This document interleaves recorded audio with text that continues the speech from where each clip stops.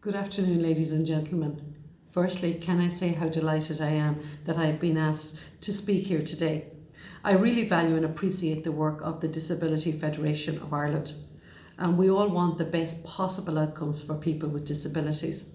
I want to acknowledge the work undertaken across the disability sector, including the DFI during COVID-19. There are so many examples of the unified response from the DFI working alongside the Department of Health and the HSE. I want to thank you sincerely for stepping up and rapidly coming to the assistance of people with disabilities and their service organisation in these challenging times. The past 6 months have been undeniably hard for persons and families with disabilities right across the country. Routines were upended, and for those with a disability, there has been extra challenges and added pressure. Unfortunately, people in our services, both staff and service users, especially in residential services, contracted the illness. Sadly, 13 residents died as a result of COVID-19, and I'd like to express my sincere sympathies to all their families. They now face a life without their loved ones. For them, 2020 is even harder. To protect service users, their families, and staff, most services were forced to close back in March, which I know has caused so much stress. Many services were changed with less face-to-face contacts between people and their service providers. Service providers had to re-examine how they delivered services, from room size to the type of activities to the transport options. Services had to find a new way of doing the things that they always did. I know from the recent visits to services around the country, the so-called new norm is like the new directions on speed. In saying that, it seems likely that some of the targets in the National Service Plan simply won't and cannot be met this year. To give them their due, service providers have been admirable in putting the safety and the needs of the people with disabilities at the front of their response. COVID-19 has presented opportunities for speeding up change and progressing the rights of persons with disabilities in the long run, and over time one area being employment, which is a new way which can be harnessed. We live in a globalised world, and that means another crisis might occur in the future. The HSE is working to ensure that its changes in practice can accommodate this, and we need to learn lessons from COVID-19. Getting to complete compliance with both the letter and the spirit of the UN CRPD is not going to be immediate. There will be challenges, but despite COVID, we are continuing to move in that right direction. Many home support and personal assistance services continuously adapted to continue providing essential services over the duration of the crisis. We deliver home support and PA hours to approximately 10,000 people with disabilities, and we will remain on track to deliver an additional 40,000 PA hours in 2020. I want you to know that this will be a priority for me in the budgets to come.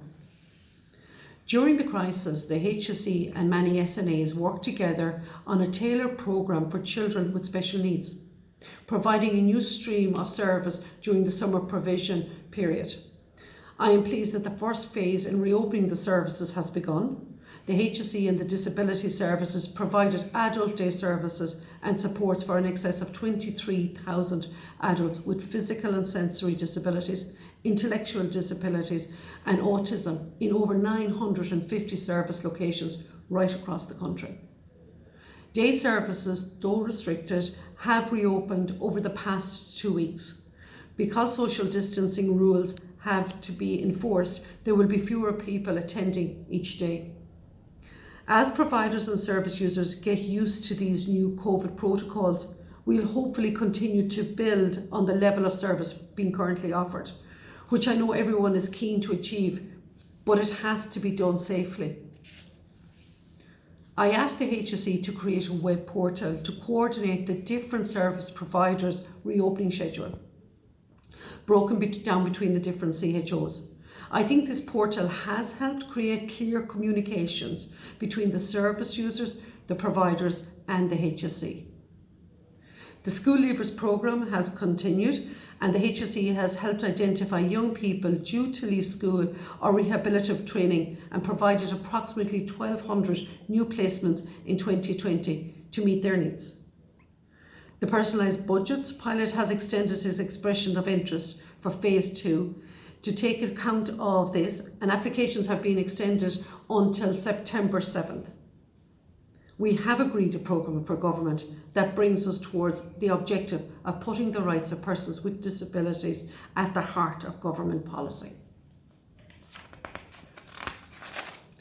There is a new department which will bring together different parts of the government that focus on disabilities into one department.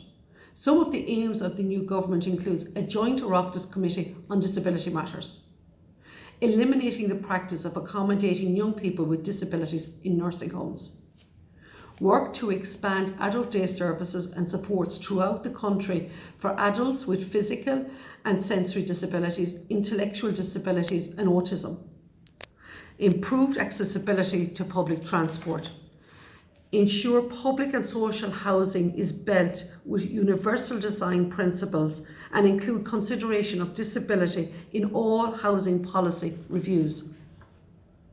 Continue a successful decongregation programme and complete a further move of more people with disabilities from congregated settings to homes in the community with the necessary support.